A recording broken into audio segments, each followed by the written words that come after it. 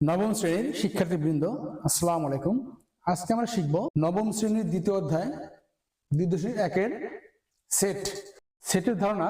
নবম শ্রেণীতে নতুন, হয়তো অষ্টম শ্রেণীতে ছিল না। সাধারণত আমরা সেট বলতে কি বুঝি? সাধারণত আমরা বিভিন্ন ক্ষেত্রে বা ব্যবহারিক প্রয়োজনে সেট শব্দটি ব্যবহার করি।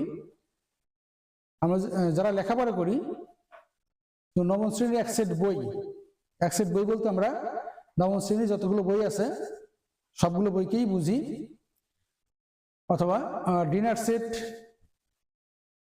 একটি ঘর গোছানোর সেট, ঘরের চেয়ার, টেবিল, আলনা, আলমারি, যা কিছু সবকিছু মিলে একটা ঘর গোছানোর সামগ্রী বা ঘর গোছানোর একটা সেট।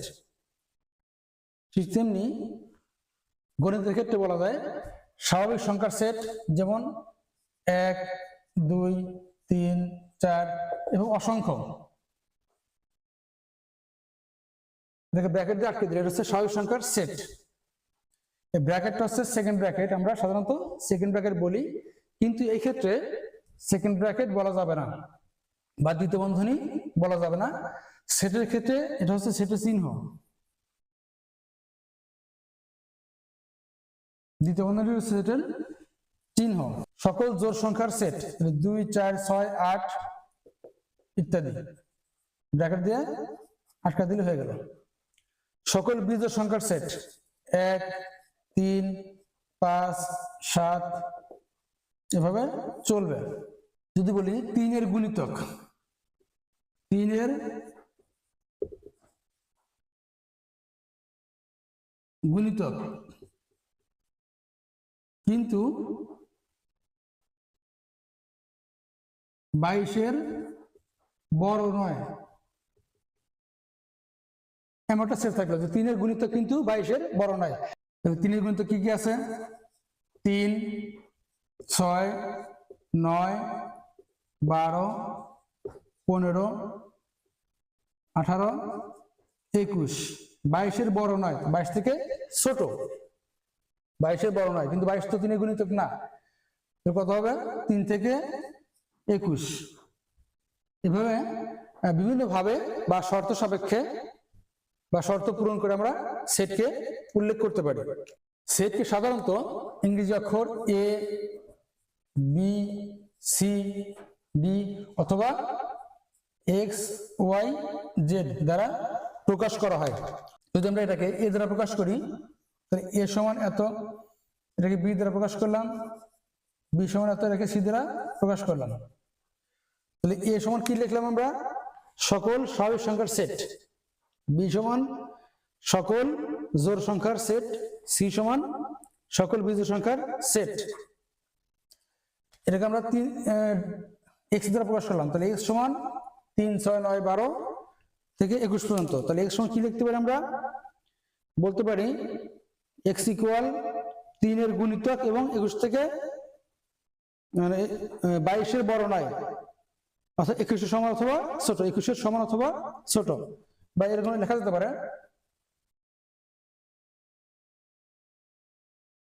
X ইকুয়াল 3 এর গুণিতক এবং X ইকুয়াল 22-এর বড় নয়, লেস দেন ইকুয়াল 22, হয় 22 অথবা 22-এর ছোট। এটা হচ্ছে গঠন পদ্ধতি, এটাকে বলা হয় গঠন পদ্ধতি। আর এটি লিখলাম সবগুলো উপাদান, এটা হচ্ছে তালিকা পদ্ধতি। এই দুইটি পদ্ধতিতে সেটকে প্রকাশ করা যায়, গঠন পদ্ধতি এবং তালিকা পদ্ধতি। এটা শেষে এভাবে না দিয়ে n দেওয়া যায়। এনটা হচ্ছে নরমাল নাম্বার, সকল স্বাভাবিক সংখ্যা। সেটের প্রত্যেক বস্তু বা সদস্যকে, প্রত্যেক বস্তু বা সদস্যকে সেটের উপাদান বলে। সেটের উপাদান বলে। যেমন এ সমান যদি লিখি A, B, সি। তাহলে এ সেটের উপাদান সংখ্যা কয়টা? 1 2 3টা। কি কি? A B C. এভাবে লেখা যায় এ উপাদান এ, এটা হচ্ছে উপাদান চিহ্ন বা এলিমেন্ট। তাহলে এ এলিমেন্ট এ, বি এলিমেন্ট এ, সি এলিমেন্ট এ। এটা বোঝা যাচ্ছে যে এ বি এবং সি এই তিনটি এর সদস্য। ছোট হাতের এ, ছোট হাতের বি, ছোট হাতের সি, এই তিনটি এই এ এর সদস্য। এ এলিমেন্ট এ, অর্থাৎ এটা হচ্ছে এ এর সদস্য, বিটা হচ্ছে এ এর সদস্য, সিটা হচ্ছে এ এর সদস্য। এবং পড়া হয় a element A belongs to A, b belongs to A, c belongs to A. A element A বললেও হবে, এ বিলংস টু এ বললেও হবে। সেট প্রকাশের পদ্ধতি, সেটকে আগে বললাম দুইভাবে প্রকাশ করা যায়। সেট প্রকাশের পদ্ধতি হচ্ছে দুইটা, একটা হচ্ছে তালিকা পদ্ধতি,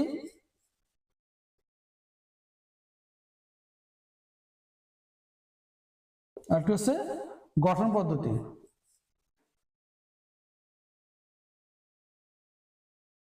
দুইভাবে সেটকে প্রকাশ করা যায়।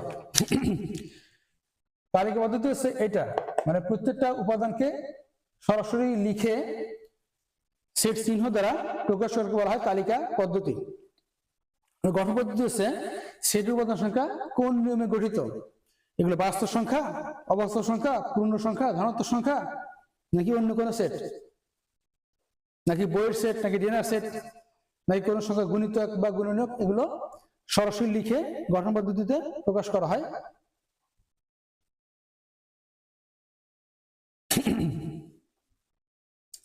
তালিকা পদ্ধতি,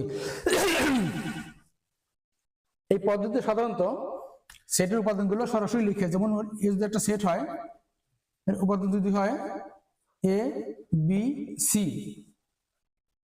তাহলে এই পদ্ধতিতে সেটের উপাদানগুলো সরাসরি লিখে প্রকাশ করা হয় এবং সেট চিহ্ন দ্বারা বা দ্বিতীয় বন্ধনী দ্বারা আবদ্ধ করে দেওয়া হয়। এবং সেটের উপাদান যদি একাধিক হয়, মানে একের অধিক হয়, মাঝখানে কমা দিয়ে আলাদা করা হয়, যেমন এ কমা বি কমা সি। অর্থাৎ সেটের উপাদান সংখ্যা যদি একের অধিক হয়, মাঝখানে কমা ব্যবহার করে উপাদানগুলোকে আলাদা করা হয় এবং অল ওভার দুই পাশে সেটের চিহ্ন বা দ্বিতীয় বন্ধনী দ্বারা আবদ্ধ করা হয়। এটা সেটের তালিকা পদ্ধতি। বি সমান লিখতে পারি 1 3 5 7 9। বি সমান 1 3 5 7 9, এটা হচ্ছে বিজোড় সংখ্যার সেট। অনুরূপভাবে যদি আমরা কোন ক্লাসের 5 জন বান্ধবীর নাম লিখি, সি সমান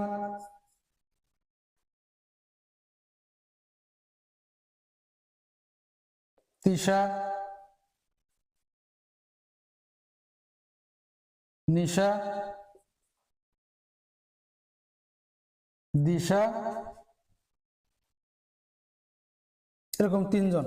3 জন বান্ধবী খুবই ঘনিষ্ঠ এবং তারা সবসময় একত্রে থাকে, একই বেঞ্চে বসে। তাহলে 3 জন বান্ধবীর সেট। এভাবে আমরা বিভিন্নভাবে সেটকে প্রকাশ করতে পারি। এরপর আছে গঠন পদ্ধতি।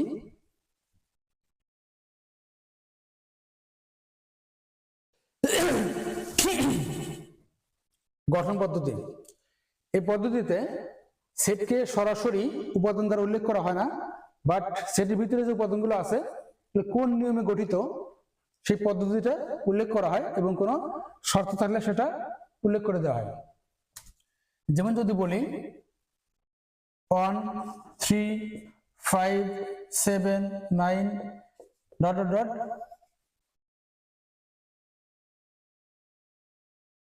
101, তাহলে এটা হচ্ছে বিজোড় সংখ্যার সেট।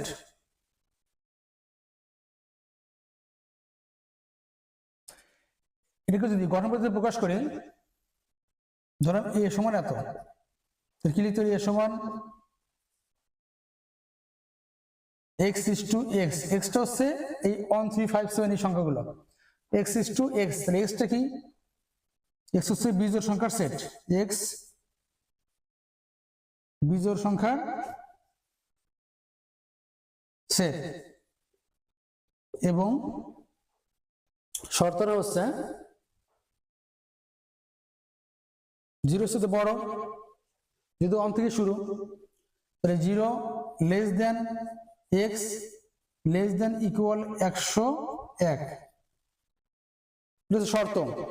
তাহলে এক্সটা হচ্ছে বিজোড় সংখ্যার সেট, এখানে x দ্বারা যদি চিহ্নিত করি তাহলে x is to x, মানে এক্সটাকে আমরা এর উপাদান মনে করলাম, তাহলে এক্সটা কি, মানে এটা হচ্ছে এই এক্সটা হচ্ছে এই উপাদানগুলোকে আমরা কল্পনা করলাম যে উপাদানগুলোর নাম হচ্ছে এক্স বা এ বা বি বা সি, যেহেতু সেটে সাধারণত এক্সটা ব্যবহার করা হয়, আমরা এক্সটা ব্যবহার করি, তাহলে এক্সটা কি, এক্সটা হচ্ছে বিজোড় সংখ্যার সেট, এবং শর্ত কি আছে 1 থেকে শুরু করে 101 পর্যন্ত, তাহলে একটা হচ্ছে 0 সাথে বড়, তাহলে 0 সাথে বড় x, আবার x এর একটা ভ্যালু লাস্ট ভ্যালু হচ্ছে 101, তাহলে 101 এর ছোট অথবা সমান, মানে এর মধ্যে যে সংখ্যাগুলো আছে সেগুলোই x এর মান।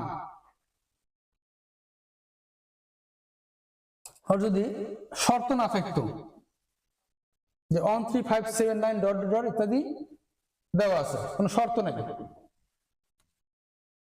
তাহলে কি হতো, x to x সকল বিজোড় সংখ্যার সেট নিতাম, সকল বিজোড় সংখ্যার সেট, সংখ্যা লিখতে হবে, সকল বিজোড় সংখ্যার সেট।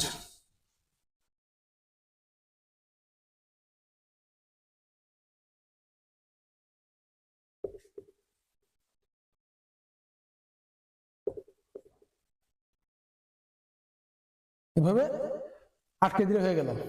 যদি আমরা জোড় সংখ্যা লিখতাম, মনে করলাম b সমান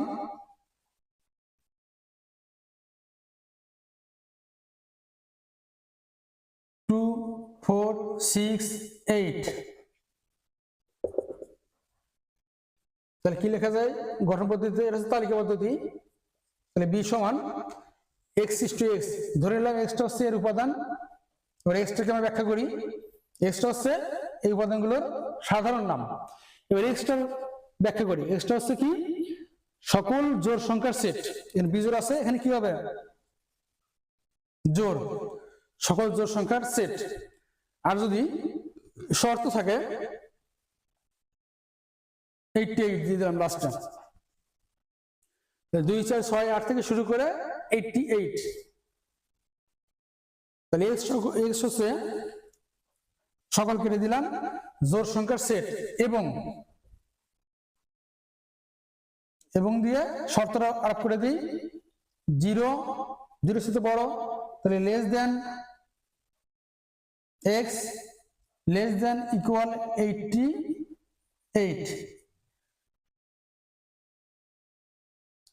আর যদি 2 বসিয়ে দিতাম, 0 না যদি 2 দিতাম, তাহলে কি হতো 2 লেস দেন ইকুয়াল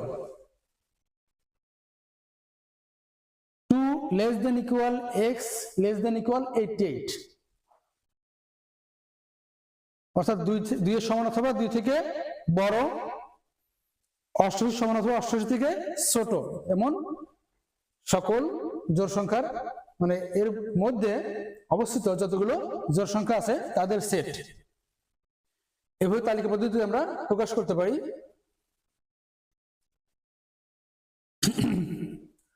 ধরে নিলাম c সমান 3 6 9 12,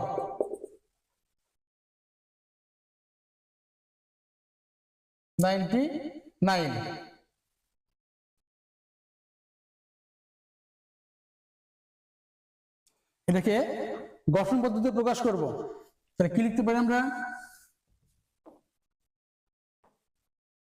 c সমান x is to x,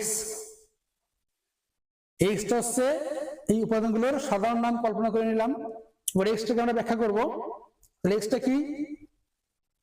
x 3 এর গুণিতক। কিভাবে বুঝবো? 3, 6, 9, 12, অর্থাৎ প্রত্যেকটা সংখ্যা তার পূর্বের সংখ্যার চাইতে 3 বেশি। 3 এর সাথে 6 3 বেশি, 6 এর সাথে 9 3 বেশি, 9 এর সাথে 12 3 বেশি, এভাবে যেতে যেতে লাস্টে সর্বশেষ 99। অর্থাৎ প্রত্যেকটা সংখ্যা তার পূর্ব সংখ্যার সাথে 3 বেশি, অর্থাৎ 3 এর গুণিতক। নেক্সট 3 এর গুণিতক, কিন্তু একটা বাইন্ডিং আছে, এবং বাইন্ডিংটা এবং আমরা লিখে দিব। এর মান হচ্ছে 3 less than equal x less than equal 99। তাহলে 3 এর গুণিতক এবং এর ভ্যালুটা হচ্ছে 3 এর সমান অথবা 3 থেকে বড় এবং 99 এর সমান অথবা 99 থেকে ছোট। এর মাঝে যতগুলো 3 এর গুণিতক আছে সবগুলোই এর ভ্যালুয়েবল মান। তাহলে এটা হচ্ছে তালিকা পদ্ধতি, এটা হচ্ছে গঠন পদ্ধতি। একটি সেটকে আমরা সেটির গঠন অনুসারে এবং তার উপাদানগুলোকে পৃথক পৃথক লেখার মাধ্যমে আমরা দুইভাবে প্রকাশ করতে পারি। এটা হচ্ছে এই সংখ্যাটা কোন নিয়মে গঠিত সেই নিয়মটা, এবং কোন শর্ত থাকলে শর্তটা আরোপ করে দেওয়া, এটা হচ্ছে গঠন পদ্ধতি। আর সরাসরি উপাদানগুলোকে লিখে মাঝখানে কমা ব্যবহার করে দুই পাশে দ্বিতীয় বন্ধনীদের আটকে দিয়ে প্রকাশ করাকে বলা হয় তালিকা পদ্ধতি।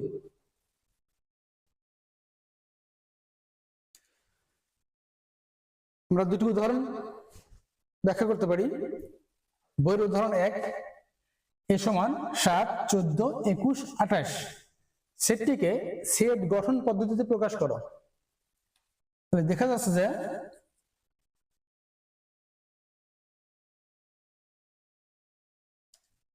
এ সেটের একটা সেট, এ সেটের প্রতিটি উপাদান শুধু 7, 14, 7 দুগুণে 14, 3 7 21, 4 7 28, প্রতিটি উপাদান 7 দ্বারা বিভাজ্য।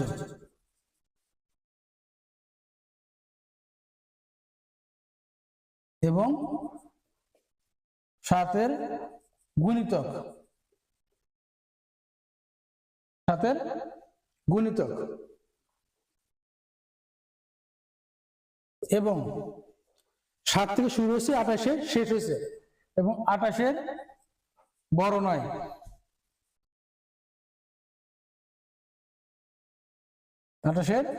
বড় নয়।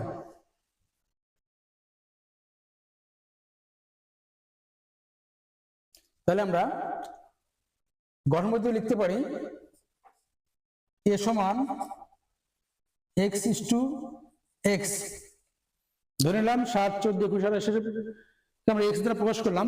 এবারে x টাকে আমরা ব্যাখ্যা করি। x is to x, x টা ব্যাখ্যা করি। x টা হচ্ছে 7 এর গুণিতক,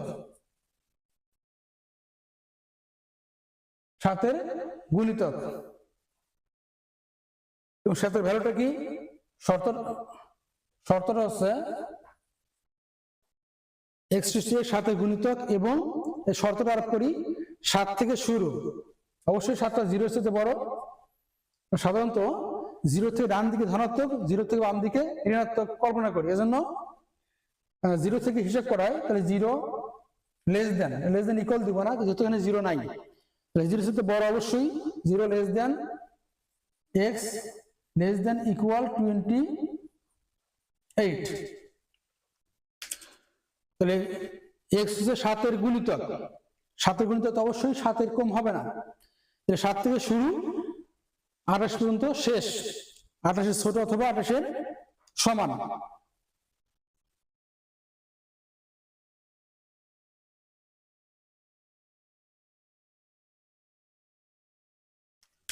উদাহরণ 2 চলে আসি। উদাহরণ 2 চলে আসি। b equal x is to x 28 এর গুণনীয়ক সেটটিকে তালিকা পদ্ধতিতে প্রকাশ করো। তাহলে 28 কি করতে হবে? গুণনীয়কগুলো বের করতে হবে। তাহলে সুতরাং আমরা 28টাকে বিভক্ত করি, গুণক বের করে নিই। 28 2 ভাগ করি, 2 1 2, 4 2 8, আবার 2 ভাগ করি, 7 2 14। 1 দিয়ে ভাগ করা যায়, অর্থাৎ 1 গুণন 28, 2 গুণন 14, 1 2 4, 2 2 4, 4 7 28, 4 7 এবং 28 1 28। তাহলে সুতরাং 28 গুণনীয়ক, অর্থাৎ এভাবে লিখতে পারি, বুঝতে যদি অসুবিধা হয়।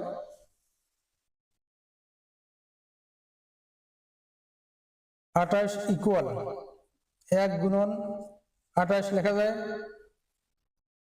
2 গুণন 14, 4 গুণন 7, 4 7 28। সুতরাং 28 এর গুণনীয়ক, যেহেতু গুণনীয়ক বলছে, কি কি আছে? 1 2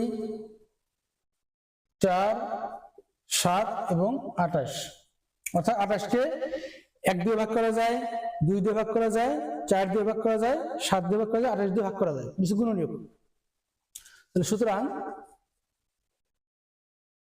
নির্ণয় সেট, আর কোনো শর্ত নাই, সরাসরি বলা আছে 28 এর গুণনীয়ক।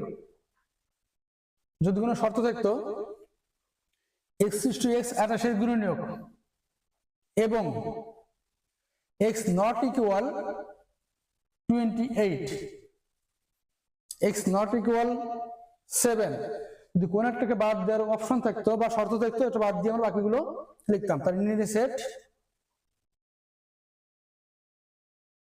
1 2 4 7 28, এটাই অ্যান্সার। অর্থাৎ গঠন পদ্ধতি থেকে এইভাবে তালিকা পদ্ধতিতে নিয়ে আসলাম, আবার তালিকা পদ্ধতি থেকে সেমভাবে গঠন পদ্ধতিতে নিয়ে যাওয়া যায়। একটি সেটকে এই দুইভাবে প্রকাশ করা যায়। ধন্যবাদ সবাইকে ভিডিওটি দেখার জন্য। পরবর্তী ক্লাসের আপডেট পেতে নিট স্কুল চ্যানেলটিকে সাবস্ক্রাইব করে বেল আইকন বাটনে ক্লিক করে রাখুন।